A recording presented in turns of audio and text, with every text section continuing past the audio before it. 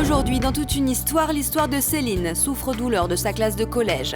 Le harcèlement qu'elle a subi pendant 4 ans l'a conduite à une tentative de suicide. Il y en a un qui est arrivé sur moi, qui m'a donné un coup de pied, qui m'a fait tomber par terre. Il y a 2-3 autres personnes qui sont arrivées, qui ont commencé à me taper, ils ont commencé à retirer mon pantalon, donc je me suis retrouvée en culotte devant tous les autres élèves qui ne bougeaient pas. C'est quelque chose qui nous marque, qui nous fait de la peine, pas envie d'aller à l'école parce qu'on a peur, c'est horrible à vivre. Et aussi l'histoire de Jennifer. Les moqueries de ses camarades de collège l'ont traumatisée. Je passais ici en vélo et c'était vraiment, on dirait, un jeu pour eux le matin de me balancer des moqueries. Continue de pédaler, tu maigriras peut-être, ou toutes des insultes du genre. Je me suis demandé pourquoi moi. Pourquoi j'insulte pas, je fais rien, j'arriverai jamais à pardonner. Je trouve que c'était de la méchanceté gratuite. Bonjour à tous. Tout le monde a l'air très en forme. Madame, mademoiselle, monsieur, bonjour et bienvenue. Bienvenue dans toute une histoire. Est-ce que vous vous souvenez peut-être du petit brun à lunettes qui s'asseyait toujours dans un coin de la classe et qui ne parlait à personne? Peut-être que vous vous souvenez, tout le monde se moquait de lui, peut-être même vous. On ne sait pas trop pourquoi ni comment il était devenu à l'époque le bouc émissaire. Est-ce que vous êtes déjà demandé ce qu'il était devenu? Tous nos invités d'aujourd'hui ont été des boucs émissaires. Ils vont nous raconter quels adultes ils sont aujourd'hui en train de se construire après avoir été considérés comme des moins que rien. Quelles humiliations ils ont subies, comment ont-ils tenté de se défendre face à la cruauté des autres, quelle était la place des parents et des profs, sont-ils parvenus à surmonter leurs souffrances, ont-ils réussi à se défaire une bonne fois pour toutes de leur image de vilain petit canard? Voici les grandes questions de cette émission, nous y répondrons et puis nous en déduirons de manière explicite ce à quoi il faut être absolument vigilant pour ne pas laisser son enfant ou son petit-enfant devenir un bouc émissaire. Je vous demande d'accueillir chaleureusement nos invités qui sont là. Ah, vous avez l'air bien aujourd'hui. Mais vous avez été marqué à l'époque. La première question qu'on a envie de vous poser, c'est quelle image vous a collé à bouc émissaire? Je vais poser la question d'abord à Bénédicte. Un bouc émissaire, c'est quelqu'un qu'on frappe, qu'on humilie, comme ça, qu'on harcèle pendant une durée assez longue, quoi. Et en l'occurrence pour vous à l'époque? Tout ça. On m'a frappé, on m'a humilié pendant très longtemps. À partir de quel âge? 12 ans, 13 ans. Et vous, Damien? Je rejoins un petit peu. On cumule, on est frappé, on est insulté, on est écarté, on est exclu, on est considéré comme moins que rien. Et ça dure des années, il y a un acharnement. Et pour mon cas, ça a duré depuis la maternelle jusqu'à fin collège. Voilà. Céline, qu'est-ce qui vous reste comme souvenir du top de ce que vous avez connu en tant que bouc émissaire? Du top, je dirais, oui, c'est vrai que c'est l'acharnement des collégiens. Et les insultes, les coups, beaucoup de coups. Le moment le plus humiliant? Quand je me suis retrouvée en culotte dans la cour devant tout le monde. Parce que vous avez déshabillé? Voilà, tout à fait. Ça m'arrivait aussi, en fait. Mais c'était pas en culotte, c'était intégral.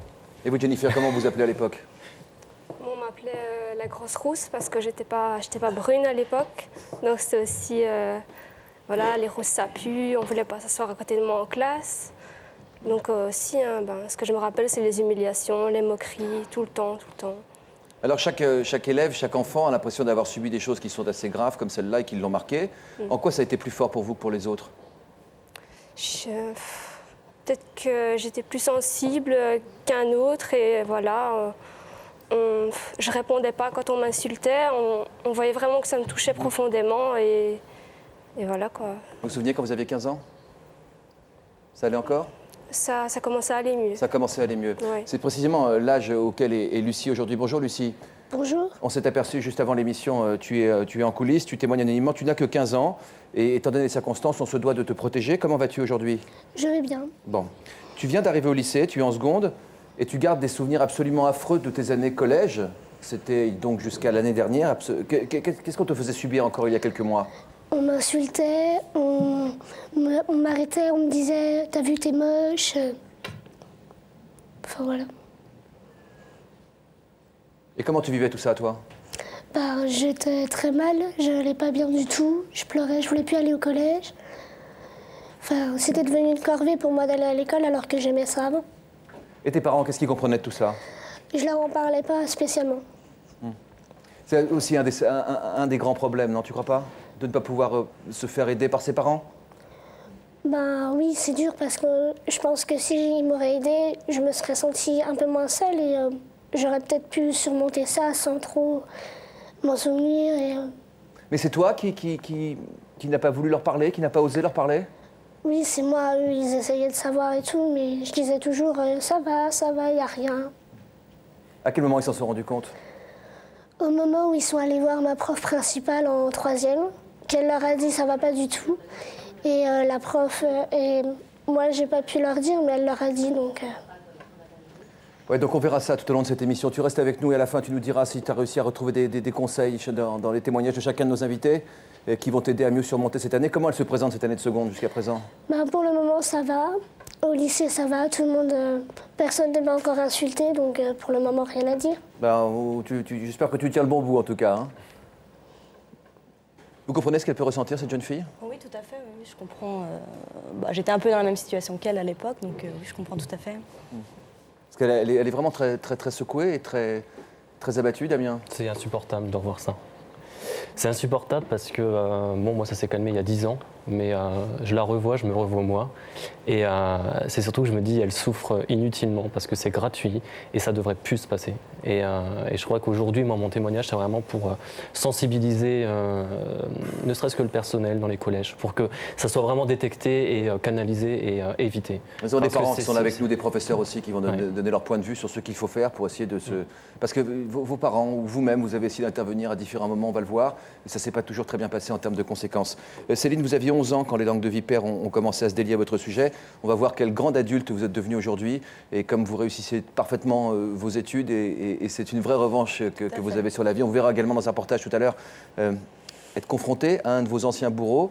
J'ai cru même comprendre qu'il vous faisait une déclaration d'amour en voyant le reportage. C'est mon meilleur ami aujourd'hui. C'est votre meilleur ami, oui. Je ne sais pas si lui voit exactement les choses comme ça. En tout cas, il s'en veut, ça c'est sûr. Quel type d'insulte vous entendiez à longueur de journée? La particularité que j'avais, c'est que j'avais donc un problème de croissance. Donc j'avais une maladie qui faisait que je grandissais pas, et donc j'avais un traitement par piqûre pendant 5 ans. Vous mesuriez combien quand vous étiez en par exemple, j'avais un pronostic de taille d'1,39 m sans suivre le traitement. Donc c'était sur ma taille surtout, sur mon physique. Voilà. Une bonne petite tête pourtant. Hein. Donc c'est vrai qu'il faut comparer par rapport aux autres. À 10 ans, j'avais la taille d'une enfant de 6 ans, par exemple. D'accord, avec les lunettes d'une enfant de 30 ans, visiblement. Un peu grande, quoi, je veux dire. Voilà, les bagues, il n'y avait pas, mais il y avait les bagues, il y avait tout. Quoi. Les bagues sur les dents. Tout à fait. Donc voilà, c'était sur ma taille, sur mon physique. Il y avait beaucoup de violence physique. Parce que la métamorphose est impressionnante. Merci. Je vous en prie.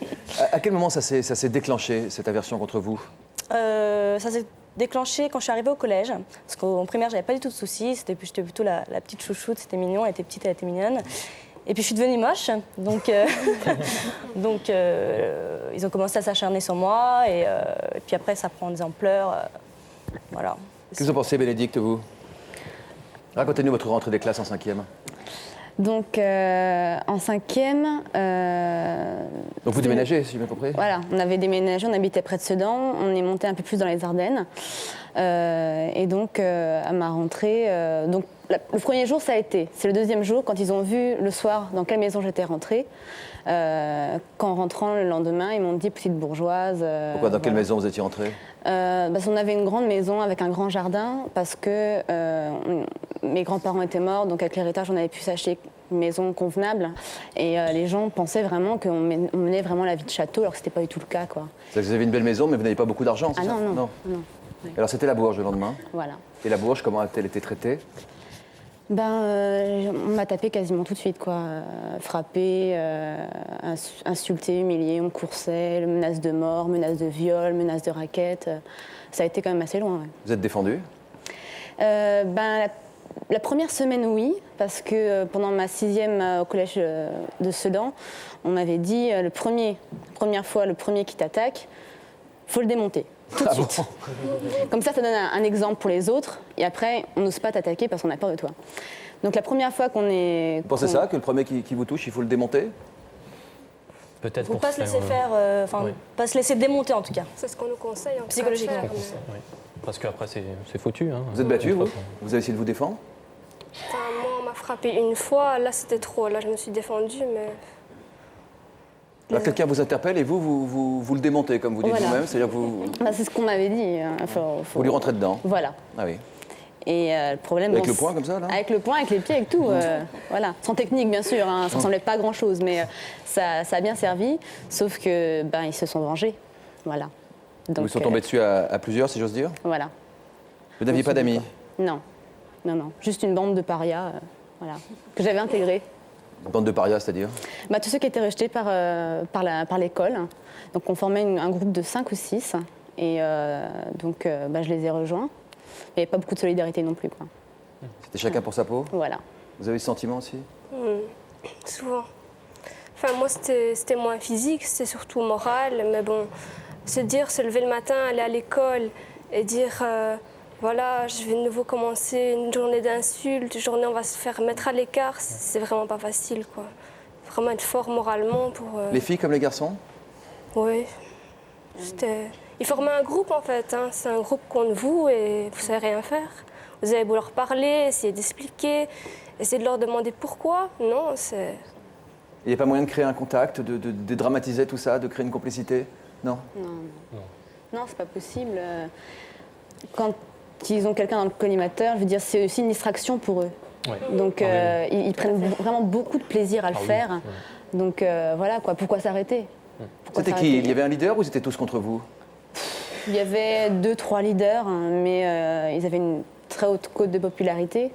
Et, mais bon, c'est gratuit, ça les fait rire, et puis voilà, quoi. Donc pourquoi s'arrêter? En plus, en toute impunité, donc bon... Ils étaient vraiment libres de faire ce qu'ils voulaient, quoi. Mais je voudrais aussi dire qu'en fait, donc il y a des leaders dans la classe, et en fait, les autres, ils ne veulent pas vous défendre parce qu'ils n'ont pas envie que ça retombe sur eux, en fait. C'est vrai. Ils voient que ça vous fait souffrir, ils voient que vous n'êtes pas bien, mais on va pas bouger parce qu'on va dire sinon ça va se retomber sur moi. Vaut mieux elle que moi, en fait. En question, s'il y a plusieurs, justement, ça pouvait... Mais quand il y a plusieurs boucs émissaires dans un collège, on n'arrive pas à se grouper ensemble, à essayer de faire un esprit de bande, non? Non, parce que je trouve que c'est un regroupement un peu par dépit. C'est pas forcément par affinité personnelle. Donc, c'est vrai que je faisais aussi partie d'un groupe parfois, mais il n'y avait aucun atome crochu finalement. On était ensemble parce que bouc émissaire, donc c'était assez stérile, je trouve. Et toi, quels étaient, Lucie, tu es avec nous, quels étaient les surnoms dont on t'affublait? Le croque-mort, le squelette ou la moche, tout simplement. Le croque-mort? Pourquoi le croque-mort? Parce que je suis assez maigre et voilà. Qu'est-ce que tu réponds à ça, toi, quand on te dit ça? Je répondais pas. J'essayais d'ignorer. Bon, c'était dur, mais j'avais la haine contre eux, mais je pouvais rien faire parce qu'ils étaient plusieurs et ils étaient plus grands, donc... Je donne la parole à Bertrand, qui a un autre point de vue, mais qui a subi à peu près les mêmes choses que nos invités. Bonjour Bertrand. Bonjour. Vous avez été bouc émissaire entre quelle classe et quelle classe, quel âge et quel âge? Entre 12 et 16 ans au collège. Ouais, les années collège, vous aussi. Voilà, exactement. Problème de poids. Comment vous surnommez à l'époque? Alors, les deux, trois grandes insultes, c'était gros porc, gros lard et gros plein de soupe. Ça vous faisait mal? C'était les trois. Alors, effectivement, c'est assez difficile à supporter. Et c'est vrai qu'on retrouve un peu l'équivalent des autres invités, c'est-à-dire qu'on est un peu la cible de violences gratuites ou de mots gratuits, d'insultes aussi basses que gratuites, quoi. Et vous répondiez avec ce sourire toujours à l'époque? Ouais, j'essayais. Mais disons que c'est pas évident c'est pas évident parce qu'à cet âge-là, on essaye de se construire, etc. Et on a beaucoup de complexes. Et voilà, on n'arrive pas à trouver son assurance. Et c'est difficile, en fait, à aller au-delà de ces problèmes. Alors on développera tout à l'heure, mais vous avez un point de vue bien différent de nos invités. Vous aurez des choses à dire à Lucie qui nous écoute en coulisses aujourd'hui. Qu'est-ce que vous gardez profondément de toutes ces années aujourd'hui? Beaucoup de bien, tout compte fait. En fait, je pense que c'est un mal pour un bien. Et je pense que ces insultes étaient presque nécessaires. Parce que je faisais 90 kilos à 16 ans, donc c'était quand même une certaine charge à apporter. Vous êtes en train de développer la ségrégation contre les personnes un peu fortes? Non, c'est pas ça. C'est que j'essaye de dire qu'il faut essayer de se nourrir de ces insultes pour nourrir sa propre vengeance, pour nourrir sa propre envie de s'en sortir. Parce que tout compte fait, c'est un problème que j'avais avec moi-même et qu'inévitablement, on peut pas. C'est difficile de se battre avec soi-même. C'est-à-dire qu'il faut beaucoup de courage. Alors que les insultes représentent une espèce d'adversaire. Et à un moment donné, quand on a fait le plein de ces insultes, ça peut nous aider à nous révolter et en première partie à nous révolter contre nous. Céline, vous en pensez quoi? Je suis tout à fait d'accord avec lui. Je pense que c'est ce qui permet de... Enfin, moi, c'est ce qui m'a donné la rage de vivre et la rage de réussir. Et... Qu'est-ce que vous en pensez? Je suis partiellement d'accord parce qu'effectivement, à force d'envoyer des défauts quotidiennement dans la figure, on en prend conscience et quelque part, on les traite précocement peut-être. Mais quand ça devient un acharnement au point qu'on a la boule dans le ventre le matin, qu'on sait d'emblée... Moi, j'étais premier de la classe, donc théoriquement, ça aurait dû être des années super parce que tout se passait bien. Sauf que le matin, j'arrivais avec la boule dans le ventre. C'était des stratégies en me disant, bon, il faut que j'arrive pile poil à -5 pour qu'à 8 heures, allez, je vais vite fait devant la classe. Les récréations aussi, c'était un truc terrible. Un quart d'heure, c'est très très long. Qu'est-ce que vous faisiez pendant les récréations, vous? On se sent seul, on essaye de... Je sais pas, on se cache. Moi, j'allais tout le temps dans les couloirs. Je prétextais toujours d'aller porter quelque chose à la secrétaire ou quelque chose pour éviter de rester vraiment dans la cour comme ça, tout seul. Vous avez entendu les arguments de ce jeune homme? Oui. Je vous ai vu pas du tout être d'accord? Non, pas trop, parce que, je veux dire, on est tous différents. Alors que ce soit parce qu'on a une religion différente, parce que notre couleur de peau, je veux dire, quelqu'un qui est noir, on lui dit sale noir, il ne va pas se changer en blanc pour plaire aux autres. Ouais. D'accord? Donc c'est une discrimination, que ce soit parce qu'on est premier de la classe, parce qu'on a les dents écartées, parce qu'on a une religion, parce qu'on a un niveau social qui est différent. Je veux dire, je ne vois pas ce qu'il y a de bénéfique à ce que les gens nous harcèlent en nous disant voilà, t'es pas comme on voudrait que tu sois, tu es différent de nous. Je vois pas où est le... Non, je vois pas, quoi. Je comprends pas. Je tiens à préciser que là, j'avais un droit de réponse. C'est-à-dire que celui qui naît trop grand, c'est sûr qu'on ne va pas lui couper les jambes pour qu'il soit à une taille normale. Mais là, j'avais un droit de réponse.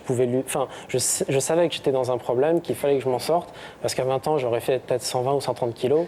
Et je me demande si l'ensemble de ces critiques m'ont pas aidé quand même à nourrir cette vengeance, quoi. C'est vraiment ça. Mais dans la mesure où vous avez minci, ça vient pas d'une pathologie. Non. Des gens qui sont gros, qui sont obèses, qui ont une obésité morbide, ils ne peuvent pas changer. Non, Il y en a qui ne peuvent pas changer. C'est bien pour ça que je dis que j'avais un droit de réponse. C'est-à-dire que Vous là, avez la possibilité de vous défendre, voilà. de vous répondre. Et ça concerne que, bien sûr, cet exemple. Il dit que ça l'a motivé, mais ça peut aussi vraiment abîmer en profondeur. Ah oui, ça abîme en profondeur, oui. Je pense qu'on est tous dans le même cas, on a un manque de confiance en soi qui est terrible, quoi. Aujourd'hui, les boucs émissaires répondent, c'est vous qui se montrent ce qu'ils sont devenus, et je pense que vous devez être très fiers de ce que vous êtes devenus, j'imagine. Alors, vous avez 20 ans aujourd'hui, vous avez décidé de faire un pied de nez à tous ces sarcasmes, à toutes ces insultes en tout genre. Mais pour reprendre vos termes de fantômes, vous n'êtes pas, vous aussi, vous l'avez dit, de cette époque douloureuse planent encore au-dessus de vous quelques mauvais souvenirs. On regarde ce reportage. Jennifer est étudiante et mannequin amateur, mais elle n'a pas toujours été aussi à l'aise avec son image. Pendant 3 ans, elle a été le bouc émissaire de ses camarades de collège. Au collège, en fait, je pesais facilement 20 kilos de plus. Je m'habillais fort noir, fort large, pour passer le plus inaperçu possible. Parce qu'évidemment, si je me faisais remarquer par quoi que ce soit, on se moquait de moi. Quand j'essayais de faire un effort pour être plus féminine, me maquiller ou mettre quelque chose qui me mettait plus en valeur, on me disait de toute façon ça sert à rien, t'es quand même moche, quoi. J'avais envie de courir chez moi et de me cacher. Même si Jennifer n'a plus à faire face aux attaques des autres, elle ressent régulièrement le besoin de revenir sur son passé de souffre-douleur avec ses parents. Avant de rentrer dans la cour de récré, je me rappelle que je faisais des respirations pour me mettre en condition, tellement je suis stressée. Et plusieurs fois, je me suis dit, Jen, reprends ton vélo et pars. Parce que j'étais tellement stressée que ça allait pas. Puis après, je rentrais dans la cour. Et puis bon, j'essayais de me faire le plus discrète possible, de rentrer dans les rangs sans trop voir que j'étais là, mais on me ratait pas. Ça me faisait pleurer ce qu'ils me disaient. Alors quoi? Ils voyaient que ça m'atteignait, ils voyaient que ça me touchait, qu'est-ce qu'on fait? On continue.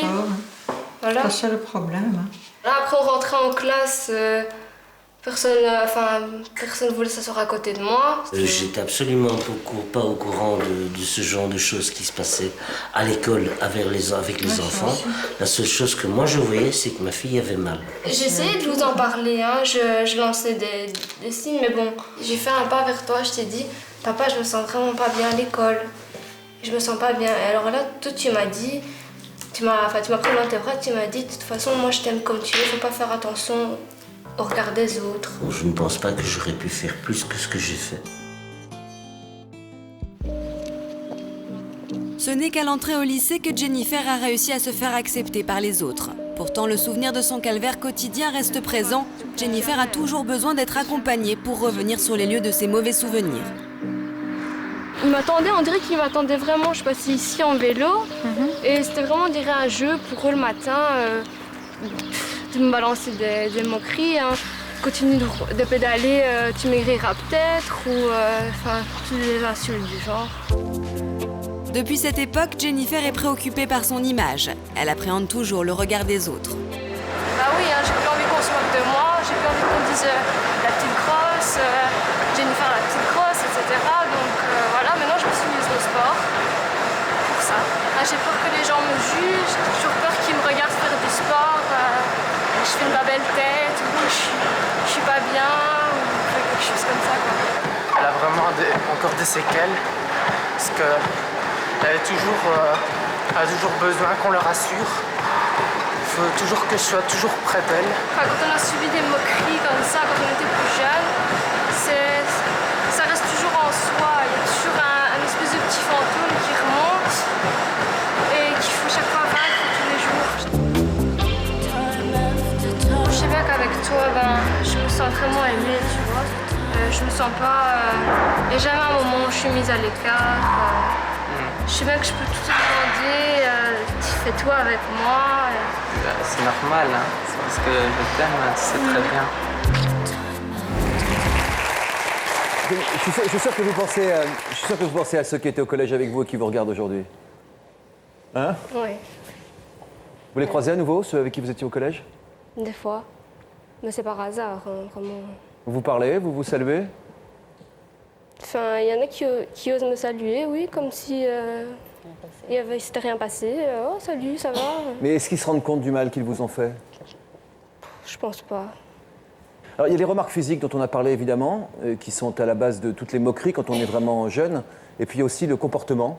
Vous vous êtes posé beaucoup de questions sur votre comportement. Est-ce que votre comportement pouvait provoquer chez les autres des réactions négatives? Sur le pourquoi? Vous étiez une jeune fille plutôt gentille? Ouais, c'est vrai, je me suis demandé pourquoi moi. Marc, est-ce que vous pensez qu'on peut être trop gentil et que ça peut provoquer des mauvais comportements, ce qui est quand même le monde à l'envers? Écoutez, à propos de la gentillesse, effectivement, par exemple, lorsque une femme dit il est bien gentil, ça peut être. C'est le Père Noël dire. Ça peut être ambivalent. Bon. J'aime pas dire du mal des gens, mais c'est vrai qu'il est gentil. Voilà, tout à fait. Bon, maintenant, est-ce que vous avez posé une question forte? C'est-à-dire, est-ce qu'ils se rendent compte de ce qu'ils font? Je pense que c'est très curieux. À la fois, ils sont conscients, notamment les leaders, c'est-à-dire qu'ils font du mal. Le bouc émissaire est en fait considéré un petit peu comme une poubelle sur laquelle on va déverser des tas de choses qui nous appartiennent en fait. Le bouc émissaire n'a rien à voir avec cette affaire-là. Et je ne sais pas s'il est gentil, mais en tout cas, il est la plupart du temps sensible. Très sensible, peut-être trop sensible, et il y a une certaine fragilité qui va être exploitée par les autres, par les persécuteurs, entre guillemets, parce qu'en fait, il faut les appeler comme ça. Mais ce qui est très intéressant, c'est que pour eux, le problème n'a pas la même importance que pour vous. Par conséquent, ils peuvent vous saluer parce que ça n'a pas le caractère de gravité. Pourquoi? Parce que presque tout le monde est persécuteur ou bouc émissaire. Si on fait un sondage, on va s'apercevoir que... Oui, dans un camp ou dans un autre, forcément, au moment de sa jeunesse, en tout cas. Absolument. Ça peut, dans l'entreprise, par exemple, il y a beaucoup de phénomènes de bouc émissaire dans les organisations, dans les groupes sociaux, etc. C'est un phénomène extrêmement répandu, plus ou moins grave. Ça peut être l'occasion d'un soir où il y a une plaisanterie, ça peut être un événement, mais ça peut être plus structurel dans un certain nombre de cas. Donc ça dépasse largement le collège et ça va jusqu'au bout de la vie. Alors pour les jeunes gens qui nous regardent, pour leurs parents, leurs grands-parents, vous avez dessiné 5 types de personnes qui sont plus fragilisées et plus amenées à devenir des boucs émissaires. Lesquels? Alors les 5, on les voit ici, les personnes différentes, par différentes on a eu les phénomènes de taille, des phénomènes de poids, mais on peut avoir aussi des phénomènes de couleur, de religion, vous l'avez dit. Les grosses lunettes, les appareils dentaires, encore aujourd'hui. Voilà, exactement. Les personnalités un peu dérangeantes, c'est-à-dire des personnes qui peuvent affirmer des choses ou qui se positionnent d'une certaine manière, ou ne se positionne pas parce que le timide est dérangeant. On se dit mais qu'est-ce qu'il pense cette personne-là? Donc on peut vouloir s'attaquer à lui parce qu'il ne dit rien. Ou des originaux aussi peut-être. Damien, vous vous sentiez original à l'époque par rapport aux autres? À l'époque non. C'est vrai qu'après finalement j'en ai joué. Notamment au niveau du look, mais ça c'était quelque part un pied de nez parce que puisque vous me regardez, puisque vous m'acceptez pas, moi je vais vous montrer que j'assume ma différence, et à ce moment-là je me suis éclaté au niveau look, mais à l'époque non, j'étais vraiment classique, on va dire. Voilà, un grand classique, donc les personnes jalousées. C'est vrai que la jalousie est un levier très important. Donc la pour bourge, utiliser, votre question, par exemple. La bourge ou l'intelligente ou le créatif, vous l'avez dit. Les personnes sensibles et fragiles, c'est-à-dire dès qu'il y a une impréparation finalement à la vie, qui est un combat un peu difficile. Et enfin, ce qui est très intéressant, c'est n'importe qui pris en otage, puisque pour le persécuteur, peu importe qui l'a en face, ce dont il a besoin, c'est de déverser son problème. C'est en quelque sorte, je prends souvent l'image qui est le persécuteur prend une sorte de bombe artisanale et la jette sur l'autre. Et évidemment, c'est une action extrêmement violente, extrêmement violente. Lucie qui est avec nous en coulisses, est-ce que tu te poses des questions de savoir pourquoi? Qu'est-ce que tu penses de ce que vient de dire Marc? Moi, je me dis toujours, pourquoi moi? Parce que franchement, je suis normale, j'ai rien... Je suis ni originale, je suis classique, quoi. Oui, mais Lucie, est-ce que vous vous acceptez déjà vous-même, Lucie? Maintenant, oui, mais avant, j'avais un peu de mal. Mais... Voilà, c'est une partie du problème, si vous me permettez, où il y a tout un temps où il est nécessaire d'apprendre à s'accepter tel qu'on est, petit, grand, gros, que sais-je. Et peut-être qu'une partie de votre parcours et du fait que ça va beaucoup mieux, c'est que vous vous acceptez un peu plus tel que vous êtes. Il n'y a rien d'autre à faire, finalement, que d'accepter les choses comme elles viennent. Tu te trouvais trop petite? Trop mince? Trop mince, oui. Ouais. Et quand on t'attaque sur ta minceur, comment tu sais répondre? Maintenant, oui. Tu réponds quoi maintenant? Maintenant, je dis, comme ça, au moins, j'ai pas besoin de faire attention à ma ligne ou des choses comme ça. Et avant? Avant, je disais rien, j'essayais de me faire toute petite pour pas qu'on me voie. Mais vous passiez beaucoup de temps sur votre ligne, je suppose, Lucie? Non, du tout. Allez. Non, franchement, non. C'est sûr? Oui. Bon. Ah, elle vous a bien claqué le beignet, la Marc, quand même. J'ai essayé, Jean-Luc. Merci Marc. Voilà pour les profils fragilisés, à surveiller de près donc par les parents et les grands-parents aussi, pour pouvoir aider évidemment leurs enfants. On va passer maintenant à la réaction. Comment les boucs émissaires doivent réagir pour essayer de faire leur place et faire en sorte que tout cela cesse? J'ai posé la question à Bénédicte. Donc la première fois qu'on vous a embêté, Bénédicte, vous vous êtes défendu, comme on vous a dit. Si quelqu'un vous marche sur les pieds, il faut le démonter. Voilà. Ça n'a pas marché parce que tout le monde s'est ligué contre vous, parce qu'il y avait cette différence aussi sociale. Vous donniez l'impression d'être la bourge parce que vos parents avaient hérité d'une belle maison. Mais quand on vous malmenait, vous aviez quel sentiment au fond de vous? Dans la mesure où je venais d'arriver, j'avais pas de repères, j'avais pas d'amis. Oh mon Dieu, j'avais pas de repères, j'avais pas d'amis.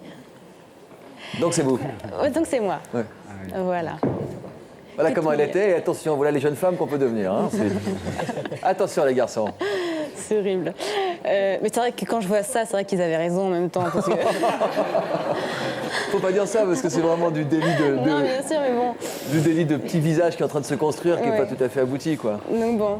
C'est-à-dire que si vos enfants s'attaquent à des jeunes filles qui ressemblent à ça plus tard... Ah non, mais mes enfants s'attaqueront à personne. Ah ouais, c'est ça. Attention, ouais. Ah oui. Vous allez me dire à l'instant que vous les compreniez, c'est pour ça. Non, mais c'est faire de l'humour, mais bon, c'est vrai que j'avais pas un physique super... Voilà quoi, pas attrayant, voilà. Vos profs ont compris ce qui se passait, ont vu ce qui se passait? Oui, ils ont vu, mais bon, voilà quoi.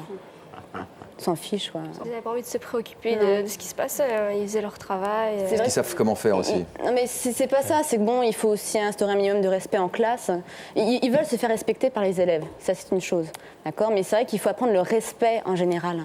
Céline, vous avez essayé de vous expliquer directement avec le directeur de votre école. À partir de quel était le déclic qui vous a donné envie de prendre rendez-vous? J'ai fait une crise d'angoisse à la cantine, je mangeais toute seule, donc j'ai fait une crise d'angoisse, je me suis mise à pleurer. Et donc je me suis retrouvée dans le bureau du directeur qui m'a demandé qu'est-ce qui se passe. Et donc je lui ai expliqué, il est venu ensuite dans la classe en disant voilà, on m'a dit que, donc maintenant il faut que ça cesse. Et ça a été pire, ça a été 2 fois pire. Ils sont déchaînés? Ah oui, ils sont déchaînés. Oui. À chaque fois, Ça a été, vous avez été revoir le directeur ensuite? Non, après j'ai fermé ma gueule. Ouais. Voilà. Jean-François Lambin est avec nous. Bonjour Jean-François, merci d'avoir accepté notre invitation. Vous êtes professeur de français et d'histoire géo dans un lycée. On a le sentiment qu'à écouter ces élèves, peut-être que vous allez nous dire le contraire, que soit les profs font l'autruche, et soit... Non. Qu'est-ce que vous diriez, vous? Alors, ce qu'on peut dire, c'est que c'est vrai qu'il se passe beaucoup de choses dans la planète enseignant, et ces témoignages le prouvent. S'il y avait une solution miracle, on l'appliquerait. Il n'y a pas de solution miracle. Par contre, il y a des recommandations qu'on peut donner. Par exemple, ne jamais intervenir ou ne jamais désigner un bouc émissaire face au groupe classe. Ça, c'est la première des choses. Il ne faut pas que le prof en rajoute, quoi. Voilà, il ne faut pas que le prof en rajoute. Pas la moindre des choses, hein. Oui, mais c'est déjà une précaution à prendre. Ouais. La deuxième chose, c'est que ce que l'on peut faire, ce que l'on peut arriver à faire, c'est un entretien privé avec l'élève. Un entretien privé qui va essayer d'essayer de savoir, de comprendre qu'est-ce qu'il diffère des autres. Parce qu'on a bien compris que là, il était question le plus souvent de différence. D'enfants qui étaient désignés comme étant différents pour X ou Y raison. Ouais. L'objectif là, de l'enseignant, qui sort de sa fonction, vous l'avez bien compris, il est presque un psychologue, c'est une fonction supplémentaire, c'est d'essayer de redonner confiance à l'élève.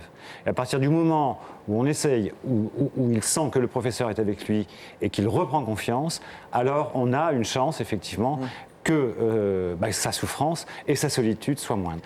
Vous l'avez déjà fait ? J'ai actuellement l'exemple dans mon cours, dans une de mes classes, d'un élève qui est un bouc émissaire. Alors, il se trouve que c'est une classe un peu colorée. Et lui, il se trouve qu'il est blond aux yeux bleus et qu'il a... il l'a cherché alors, moi je le plaisante. Oui, il l'a cherché. Et il se trouve qu'il a un niveau un peu plus élevé que les autres.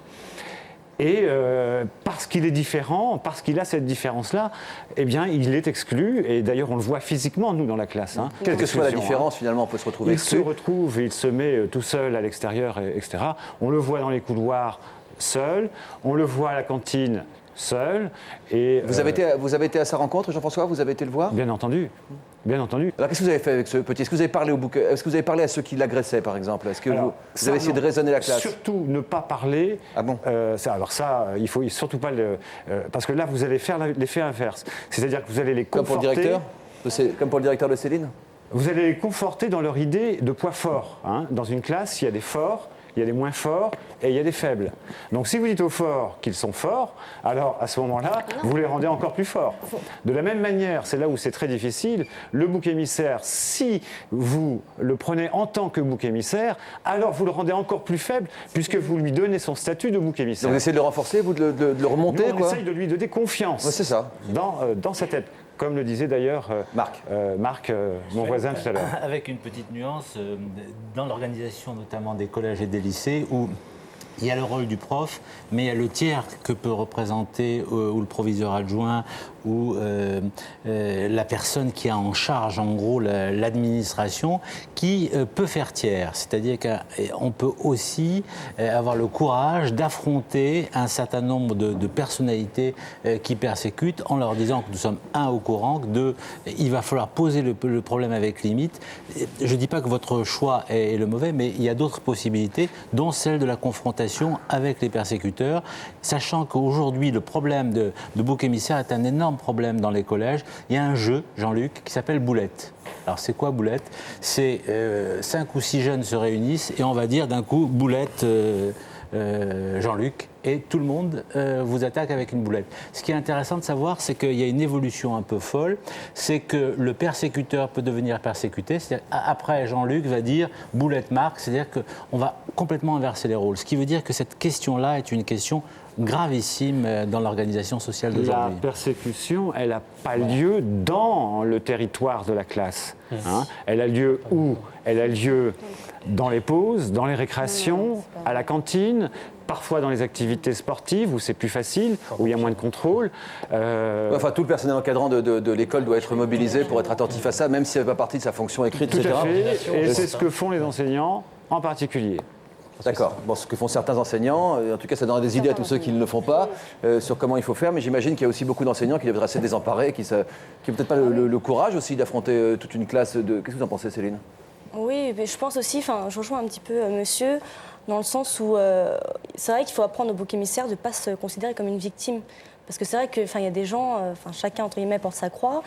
Et plus on a tendance à se considérer comme une victime, plus les gens vont vous considérer comme une victime. C'est un peu l'effet de miroir. Ah, mais comment on fait pour se regonfler, pour trouver confiance en soi? C'est vraiment difficile. Ça, c'est vrai que après, je pense que c'est une question peut-être de maturité. Ou... Pour avoir de nouveau confiance en soi, il faut avoir une activité en dehors de l'école avec des gens qu'on ne connaît pas, qui ne sont pas de cette école-là. Pour changer de son milieu où on est Voilà. persécuté, pour essayer de se faire Voilà. d'autres bandes de copains, etc. On va regarder ce reportage maintenant, puisque le sujet reste encore tabou. Céline, entre vous et votre maman encore aujourd'hui, et pourtant ça fait des années déjà, vous avez décidé de mettre les choses à plat dans ce reportage. Il faut le faire, je pense, pour pouvoir tourner les pages. Et puis on verra également dans ce reportage il n'y a pas que vis-à-vis de votre maman que vous remettez les choses à plat, puisque vous êtes confronté également à l'un de vos anciens bourreaux, qui visiblement vous aime bien. Avec sa petite taille, son appareil dentaire et ses lunettes, Céline avait tout du parfait bouc émissaire. Pendant ses 4 années de collège, elle a été insultée et frappée par les autres élèves. Une fois, je suis sortie du collège et il y en a un qui est arrivé sur moi, qui m'a donné un coup de pied, qui m'a fait tomber par terre. Il y a 2-3 autres personnes qui sont arrivées, qui ont commencé à me taper, ils ont commencé à retirer mon pantalon, donc je me suis retrouvée en culotte devant tous les autres élèves qui ne bougeaient pas. Et voilà, ils ont continué à me frapper, donc je disais rien parce que de toute façon ça ne servait à rien que je dise quelque chose, j'ai attendu que ça se passe et voilà. Traumatisée par autant de méchanceté et déçue par l'incompréhension de ses parents, Céline a tenté de se suicider. Pour la première fois, elle revient sur ce sujet tabou avec sa mère. J'avais pas du tout envie de mourir, et ça c'est sûr. Ça a été un appel au secours vis-à-vis de vous pour vous dire faites attention à moi, quoi. J'avoue que j'ai pas compris ce qui s'était passé. J'ai encore pas compris aujourd'hui, pour être très clair. Mais bon, c'est sûr que quand tu venais pleurnicher, j'avais pas envie de rentrer dans ton jeu de pleurnicher. À l'époque, j'avais l'impression que ça t'atteignait pas, comme tu me montrais rien. Que ça t'atteignait pas, et donc forcément, j'étais un peu... Je me sentais moins comprise, évidemment. Ouais. Je savais que j'étais dure, mais je pensais pas que je l'avais vécu aussi fort que ça.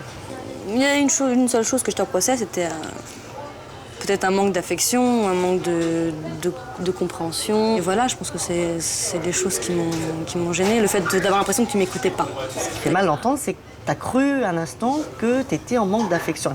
Je t'apportais pas suffisamment d'affection. Ça fait très mal à entendre. Mais c'est les seules choses que j'ai à te reprocher. Aujourd'hui, Céline a surmonté ses blessures passées. Elle est même devenue amie avec Mathieu, un de ses anciens bourreaux. Mais 10 ans après les faits, ce dernier n'a toujours pas conscience du mal qu'il lui a fait. Céline est bien décidée à lui faire comprendre à quel point elle a souffert. Il m'insultait, comme tous les gamins. Il est arrivé des fois aussi où tu me tapais un petit peu quand même. J'avais l'impression que j'étais un petit peu ton souffre-douleur et que tu défoulais un peu sur moi. Quand t'es petit, tu réfléchis pas à tout et tu fais du mal aux gens sans même t'en rendre compte et même pas sans le vouloir, sans le chercher ni quoi que ce soit, juste parce que c'est une sorte de mouvement de groupe et d'avoir eu quelque part dans la classe une tête à claque qui soit aussi plus faible que les autres et forcément sur lequel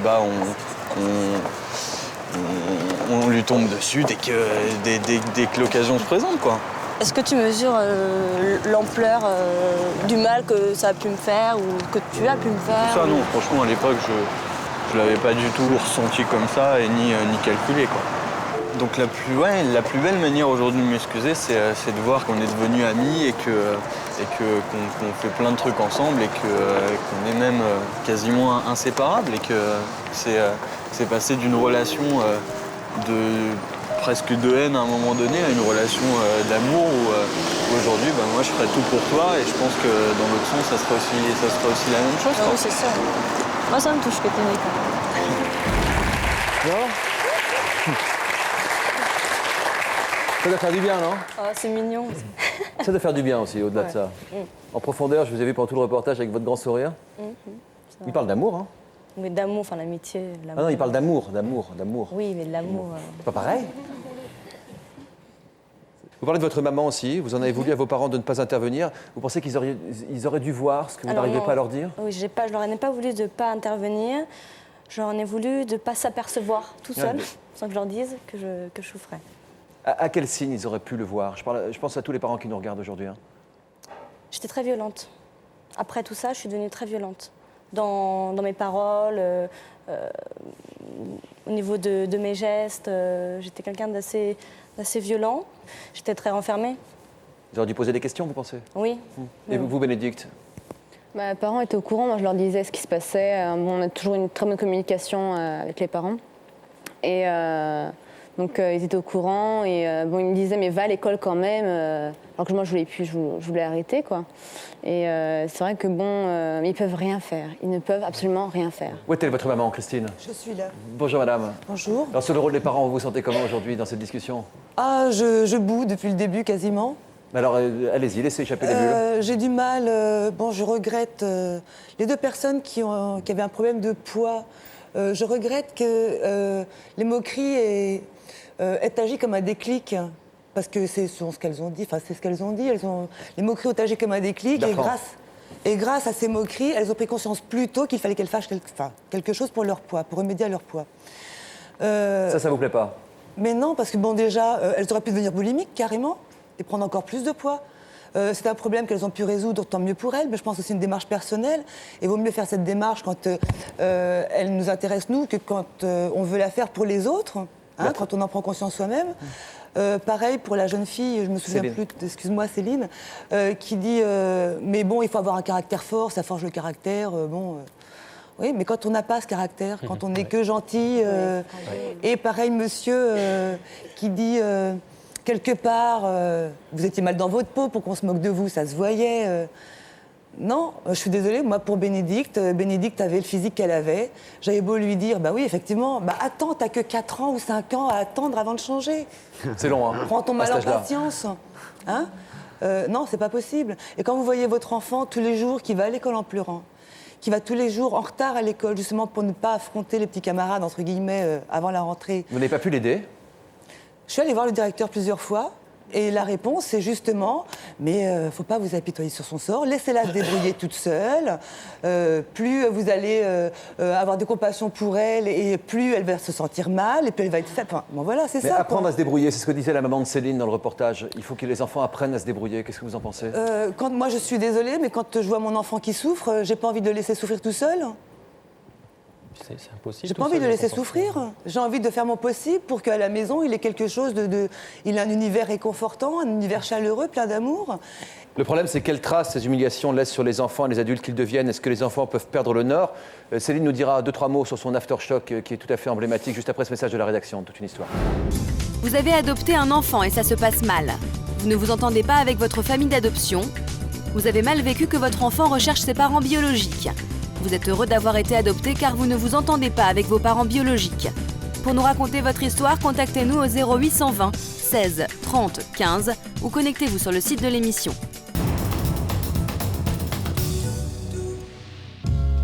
Prochainement, dans toute une histoire, l'histoire de Virginie, tombée amoureuse d'Aurélio en un clin d'œil. Nos yeux se sont croisés et là, j'ai plus pensé du tout que c'était un prêtre. Car au moment du coup de foudre, en effet, Aurélio était prêtre. Je n'ai pas quitté Dieu pour une femme, mais j'ai quitté Dieu pour une déesse, donc je préfère. Et aussi l'histoire de Chris, victime d'un flash amoureux au moment le plus inattendu. Et puis le jour de votre mariage, vous avez eu un coup de foudre. Oui. Mais pas pour votre mari? Non. Non. Pour le DJ. Pour le DJ. Oui. Ou encore l'histoire de Jérôme, tombé fou amoureux d'une passagère dans un bus. Il m'est arrivé très souvent de laisser passer 4 ou 5 bus parce que je la voyais pas à l'intérieur. D'accord. Et ça me rappelle le lycée. Ouais.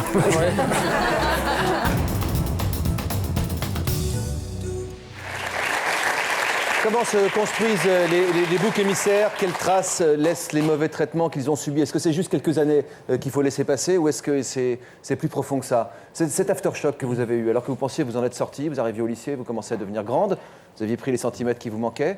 Comment ça vous est tombé dessus d'un coup d'un seul alors que vous étiez bien? Je ne peux pas vous dire comment c'est venu. C'est venu vraiment comme un contre-coup. Enfin, c'est très paradoxal. J'étais heureuse. Il y a eu un contraste entre avant-après. J'étais heureuse comme j'étais, mais peut-être que je ne l'acceptais pas finalement. Et il y a eu vraiment un contre-coup qui a fait, bon, je vais Vous ne compreniez pas pourquoi tant de gentillesse tout d'un coup, peut-être vous êtes... Non, c'était plus vis-à-vis de moi, de la nouvelle personne entre guillemets que j'étais, parce que physiquement j'ai changé, mais moralement aussi. Enfin, j'étais plus du tout la même, je suis plus du tout la même. Quand je me vois avant, c'est pas moi. Mais qu'est-ce qui fait que vous êtes senti mal à ce moment-là? Vous n'y croyez pas tout d'un coup à la gentillesse des autres? C'était vis-à-vis de moi, je ne me reconnaissais pas. J'étais bien, mais je ne me reconnaissais pas. C'est vraiment paradoxal, c'est sûr. Et voilà, j'ai fait cette... Tentative de suicide. Voilà. Comment vous avez pris des médicaments? Oui, j'ai pris, mais je voulais pas mourir. C'était un appel au secours. Bah, regardez comment j'ai souffert. Je voulais encore jouer un petit peu mon rôle de victime, alors que je n'étais plus une victime et que je ne le suis plus aujourd'hui. Pourquoi vous avez besoin de le dire à ce moment-là? Parce que je l'avais jamais dit. Il fallait que ça sorte à un moment donné à un autre. Il fallait que ça sorte. Et donc c'est sorti comme ça. Et depuis, ça va très bien. C'est sorti, c'est bon. Ça, vous avez fait 2 mois quand même en hôpital psychiatrique, c'est quand même quelque chose d'assez dur. Oui, mais cet âge-là. 50 silences. 50 silences où j'ai rien dit, j'ai subi. Là, il y a une bombe à retardement. Ouais. Voilà. Et puis, tant mieux, parce qu'aujourd'hui, ça va très bien. Et pour vous, Bénédicte? Je vous sens un peu... Oui, vous avez été émue par votre maman. Voilà, c'est tout, c'est pas grave. On n'aurait pas dû venir, c'est tout. Pourquoi vous dites ça? Parce que ça vous a remué? Oui, parce que voilà, je suis sensible et quand elle dit... Voilà, c'est vrai qu'elle était... Elle ne savait pas comment agir et tout. Et c'est vrai que les problèmes allaient à la maison et voilà quoi. Elle aurait dû agir autrement? Non, mais elle ne pouvait pas agir autrement. Elle allait voir le directeur toutes les semaines et voilà. Mais bon, lui, voilà quoi. Ça ne changeait rien. Qu'est-ce qui vous reste de cette période, vous? J'ai pas encore confiance en moi au niveau relationnel, sentimental, amical. Au niveau professionnel, par contre, je carbure, ça va très bien. C'est dans la relation avec l'autre, dans la relation sentimentale avec l'autre que c'est plus difficile? J'ai du mal à faire confiance, à me livrer, etc. Mais c'est vrai que d'un autre côté, au niveau professionnel, c'est vrai que je me donne à fond pour réussir. La première fois que vous avez, Jennifer, vu ce garçon, ce beau garçon qu'on a vu dans le reportage venir vers vous pour vous dire qu'il aimerait aller plus loin avec vous, comment vous avez réagi? Là, j'avais déjà 20 ans à ce moment-là, donc ça allait. Mais c'est vrai qu'aussi, j'ai du mal avec les amitiés. Je me dis, il est intéressé ou il fait quelque chose qu'il a besoin avant vraiment de dire, on s'intéresse vraiment à moi. Pour ce que je suis, tout simplement. Voilà. Vous, Damien, qu'est-ce qui vous reste de toute cette période? J'en suis sorti avec 0 confiance en moi. Et c'est vrai que le premier compliment qu'on m'a dit, j'ai cru que c'était une moquerie de plus. Et ça vexait fortement la personne qui était en face, qui m'a dit « Mais non, mais c'est sincère, tu me prends pour qui ?» Bah, désolé, on m'a tellement dit le contraire que j'ai l'esprit martelé. Et c'est vrai que ce genre d'humiliation arrive pile poil au moment où, dans sa propre vie, on est en train de se construire. Donc déjà, où on essaye de s'accepter tel qu'on est, c'est déjà pas évident. Et en plus, tous les jours, quotidiennement, les gens vous descendent. Donc moi, je veux bien qu'on s'en sorte tout seul. Non, dans ces conditions-là, c'est pas facile, quoi. On est hyper fragilisé. Ce rideau de cheveux, c'est pour vous protéger encore aujourd'hui? Non, c'est un look. C'est votre façon de vous affirmer, au contraire? C'est un look. M'affirmer, non, maintenant, je pense que ça a été vers 16-17 ans où là, je commençais à arborer des looks assez excentriques. Ça a été votre réponse, en tout cas, à l'époque? Oui, mais c'était pas une provocation. C'était simplement en disant, puisque vous me regardez, allez-y. Régalez-vous. Mais c'est vrai que maintenant, les conséquences, c'est au niveau professionnel, je dirais, pour prendre confiance en soi. Alors la question, c'est ça, quels adultes deviennent les boucs émissaires? Vous avez tous brillamment réussi, c'est assez impressionnant. On ne l'a pas fait exprès en préparant cette émission, mais il se trouve que vous êtes tous bien engagés dans votre vie professionnelle. Peut-être que ceux pour qui c'est plus difficile ont eu plus de difficultés à venir en parler aujourd'hui. J'espère que cette émission leur donnera confiance. Néanmoins, vous êtes tous la preuve que quel que soit ce qu'on subit, on peut trouver au fond de soi la force de pouvoir s'en sortir. Bertrand, quelle profession celui qu'on appelait Bouboule et qui en a quand même beaucoup fait les frais quand il était jeune, fait aujourd'hui? Je suis directeur informatique. Il vous reste des choses négatives de cette période? Non, négatives, non, pas trop en fait. J'en veux pas du tout d'ailleurs à ceux qui m'ont insulté, entre guillemets. J'en veux pas à la terre entière. Et au contraire, j'ai beaucoup appris sur moi-même, sur ce que je pouvais comprendre, ce que je pouvais apprendre, la patience, la persévérance, pas mal de choses comme ça qui m'ont quand même aidé, même dans ma vie professionnelle. Ça vous surprend, madame? Ça vous choque? Non, pas du tout. C'est pas une attaque du tout par rapport à ce que vous avez vécu ou ce qu'a vécu l'autre personne qui avait un problème de poids. Ouais. C'est pour ne pas légitimer ce comportement discriminatoire en disant c'est bon, les autres qui vivent en ce moment les mêmes problèmes. Les personnes qui se moquent des gens un petit peu obèses ou un petit peu comme ça leur donne un droit. Tiens, je vais t'aider. Je vais t'en mettre une couche et puis comme ça, tu vas voir, ça va te faire réagir plus vite. Non, c'est ça, c'est juste en ça. Ne dites surtout pas grâce à eux, je m'en suis sortie. Quoi. Oui, mais le problème, c'est que si on les protège, ils sont encore plus victimes. C'est-à-dire que plus on protège quelqu'un de faible, et plus il sera faible. C'est un point de vue, hein, madame. Hein, non, mais je veux dire, c'est pas une vérité universelle qui sort de la bouche de qui que ce soit, d'ailleurs. Hein. Ce sont des points de vue d'idées. Et puis tous ceux qui sont devant la télévision vont se faire une idée raisonnablement. Mais personnellement, je comprends très bien ce que vous dites, madame, en tout cas. Je vous remercie. Non, mais je vous en prie. Je comprends très bien, je crois que je l'avoir souligné d'ailleurs tout à l'heure. Bénédicte, vous en êtes où aujourd'hui de votre vie professionnelle, vous? Je suis dans l'immobilier. Je suis commerciale en immobilier. Vous avez seulement 21 ans. De quoi vous êtes particulièrement fière aujourd'hui dans votre carrière? Dans la mesure où j'ai arrêté l'école en première, j'ai dû me donner à fond pour me faire une place dans le monde du travail et j'y suis arrivée. Vous êtes contente de vous? On est content de vous? Oui. Damien, vous en êtes où aujourd'hui de vos études? Je termine mes études d'infirmier à la fin de l'année. Céline, après des gros problèmes scolaires liés à ce que vous enduriez, vous avez redémarré sur les chapeaux de roue. Vous êtes aujourd'hui dans une très grande école de commerce. Je suis double diplômée, oui. J'ai fait un MBA à l'étranger, en Australie et en Chine. Et je suis diplômée d'une école de commerce, oui, tout à fait. Vous pensez que ça vous a donné la niaque pour vous battre, cette histoire, ou que vous l'auriez fait de toute façon? Je sais pas. C'est la grande question. Hein. Alors je tiens à consacrer la fin de cette émission à vos bourreaux, à vos chers bourreaux, ceux qui s'en souviennent peut-être même plus aujourd'hui. Je pense que c'est l'occasion pour vous aujourd'hui de dire une bonne fois pour toutes à tous ces jeunes gens ce que vous pensez d'eux, précisément. Quel message vous souhaitez leur faire passer? Moi, j'ai pas vraiment de message. J'ai plus aucune rancœur. Je leur pardonne, quoi. Mais c'est vrai qu'ils n'ont pas vraiment d'excuses, même si chacun avait, parce que j'ai appris par la suite qu'il y en avait quelques-uns qui avaient des choses pas très drôles chez eux et que l'école c'était peut-être une façon, un exutoire pour eux, et avoir un bouc émissaire c'était peut-être une façon de se valoriser, d'avoir une place. Vous êtes gentil de leur trouver autant d'excuses. Hein, mais c'est vrai qu'il y en a vraiment qui vivaient des choses qui n'étaient pas faciles. Mais je leur pardonne parce qu'au bout d'un moment, je crois qu'il faut tourner la page. Quoi. Damien ? C'est pas une raison non plus. Je veux dire, chacun a ses problèmes aussi. Moi, je ne suis pas pris plus tard aux autres parce que j'avais souffert une fois que j'allais mieux, une fois que j'étais entouré. Qu'est-ce que vous avez envie de leur dire aujourd'hui à ceux qui vous ont persécuté ? Comme on dit, bête et méchant, et je crois que ça résume énormément la situation. Mais malheureusement, on le subit pendant des années. Mais c'est vrai que c'est bête et méchant parce que 10 ans après, on se dit, mais moi, ça m'arrive rarement de recroiser parce que c'était dans une petite ville, maintenant je suis à Reims. Quand je les recroise, généralement, il y a des différences physiques et généralement plus dans le mauvais sens que dans le bon sens. Alors que moi, c'était plutôt le contraire et je me dis finalement, je les remercie pas, mais bon, la roue tourne. Non, moi... Et elle n'arrête pas de tourner. Ouais. Moi, je leur en veux quand même encore. Hein. J'arriverai jamais à pardonner. Je trouve que c'était de la méchanceté gratuite. Voilà, quoi. Est-ce que le parcours des invités te donne de l'espoir quand tu vois où ils en sont aujourd'hui, Lucie ? Oui, un peu. T'as vu ces réussites-là, quand même ? Moi, personnellement, j'ai évolué. Là. Maintenant, je suis plus du tout comme j'étais il y a l'année dernière, quoi. Qu'est-ce qui a changé depuis septembre ? Je suis déjà plus sûre de moi et je me moque complètement du regard des autres maintenant. Donc, Tu arrives à le faire ? Oui, j'y arrive même très bien. Donc, Si quelqu'un s'approche de toi pour se moquer de toi, comment tu réagis ? Moi, je souris et je lui dis c'est cool, marre-toi. Moi, je rigole, c'est bien. Mais qu'est-ce qui t'a donné toute cette force que tu as maintenant ?